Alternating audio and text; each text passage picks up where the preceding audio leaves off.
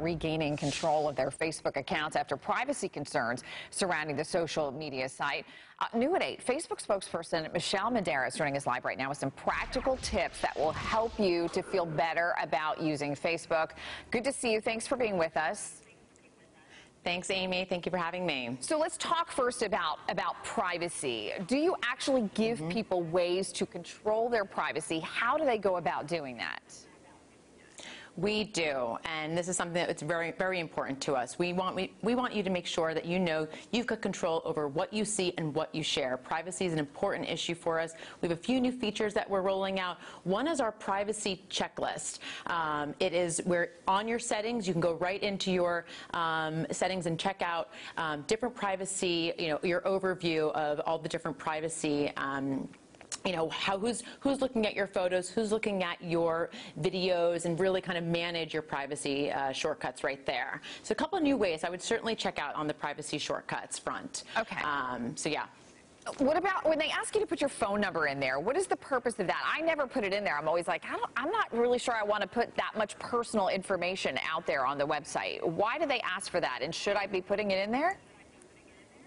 Certainly, it is. Everybody has an email and a phone number you put in there just so that we can contact you when need be. But once you go into your privacy settings, you can certainly change that if needed. All right, so what else do you want people to know? Because there are a lot of people who are now saying, you know what, I don't know if I want to go on Facebook. I'm very nervous about where my information is going once it's there. What do you want them to know? And again, that's a really important topic. We know, given the last few weeks, certainly, that we're working really hard to regain your trust again.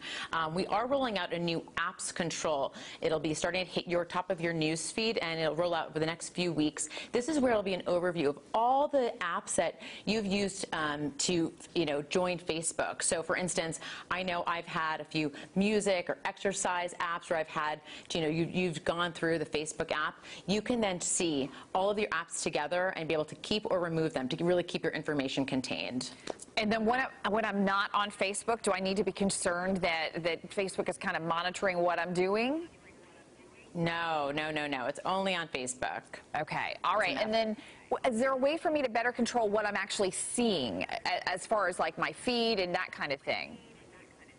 We do. We have a few new features I want to point out to you. First is our snooze button. So if you don't want to unfollow somebody that's a little aggressive, you can give them a little break, and it's a 30-day that'll temporarily remove their profile from your feed. So, you can just take a break from there. We also have See First, which is a fun one. So you don't want to ever miss your friend's baby pictures. You can put them at the top of your news feed and hit the See First app. Okay. All right. Good information for our viewers this morning. Michelle Medeiros from Facebook. Thank you so much for being with us and taking the time. Thank you. All right. Take care. Thank you so much.